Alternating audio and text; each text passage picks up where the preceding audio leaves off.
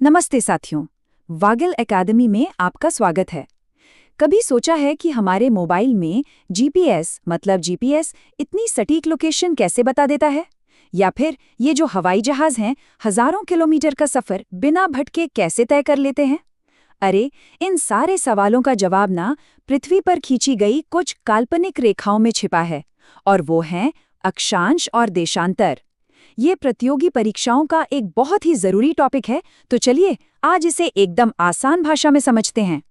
तो सबसे पहला और सीधा सवाल यही उठता है कि भाई आखिर ये काल्पनिक रेखाएं हैं ही क्यों? इनकी जरूरत क्या है?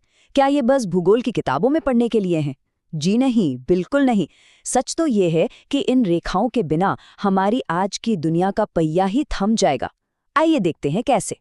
देखिए, किसी भी जगह का पता जानने से पहले ये जरूरी है कि हम उस ग्रह को समझें जिस पर वो जगह मौजूद है। तो चलिए सबसे पहले अपनी पृथ्वी के आकार और उसके पहले मॉडल यानी ग्लोब से अपनी बात शुरू करते हैं। हम सब जानते हैं कि पृथ्वी गोल है, पर यह पूरी तरह से गोल नहीं है। सोचिए, एक संतरे की तरह जो ऊपर और नीचे से हल्का सा दबा हुआ, मतलब चपटा होता है। पृथ्वी का आकार भी ठीक कुछ ऐसा ही है, और इसी खास आकार को वैज्ञानिक भाषा में कहते हैं जियोइड यानी पृथ्वीकार। ये ध्रुवों पर थोड़ी चपटी और भूमध्य रेखा के पास हल्की सी उभरी हुई है। तो पृथ्वी के इस जियोइड आकार को एक मॉडल पर उतारने की जो पहली कोशिश थी, वो 1492 में मार्टिन बेहम ने की थी। जी हाँ, उन्होंने ही दुनिया का सबसे पहला ग्लोब बनाया था, और कह सकते हैं कि यहीं से दुनिया को एक व्यवस्थित तरीके से मापने की कहानी की शुरुआत हुई। चलिए अब सीधे उस ग्रिड सिस्टम पर आते हैं जिसकी हम बात कर रहे थे। इसकी पहली परत है अक्षांश रेखाएं, मतलब ग्लोब पर पूरब से पश्चिम की ओर बनी वो लेटी हुई या क्षैतिज रेखाएं। अगर इसे एकदम आसान शब्दों में समझें तो अक्षांश हमें बस ये बताता है कि कोई भी जगह भूमध्य रेखा से कितनी उत्तर में है या कितनी दक्षिण में है। इसे डिग्री में मापा जाता है, ठीक वैसे ही जैसे हम एक सर्कल के एंगल्स को नापते हैं। अच्छा, अब एक ऐसा पॉइंट जो परीक्षाओं में अक्सर कंफ्यूज करता है, ध्यान से सुनिएगा।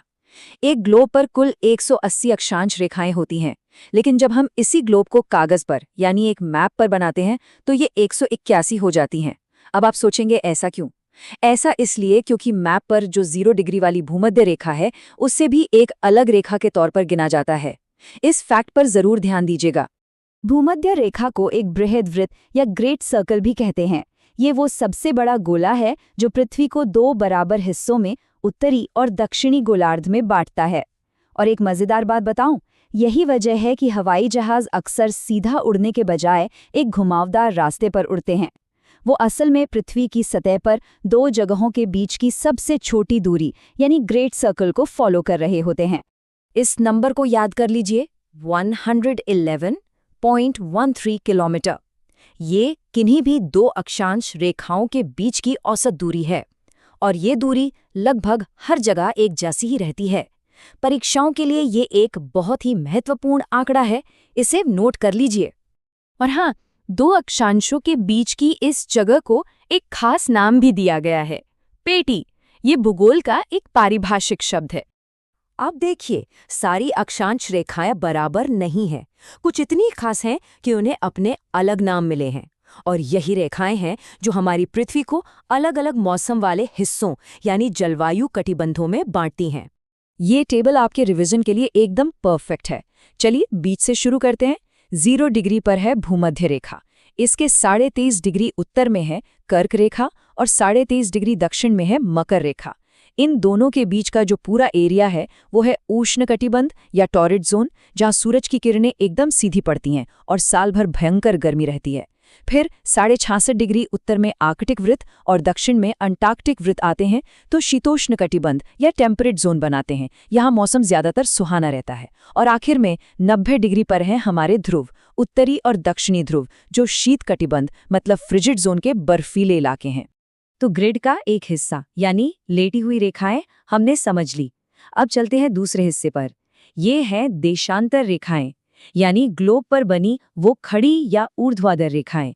देशांतर रेखाएं वो काल्पनिक आधे वृत्त हैं जो उत्तरी ध्रुव से शुरू होकर दक्षिणी ध्रुव पर आकर मिल जाते हैं।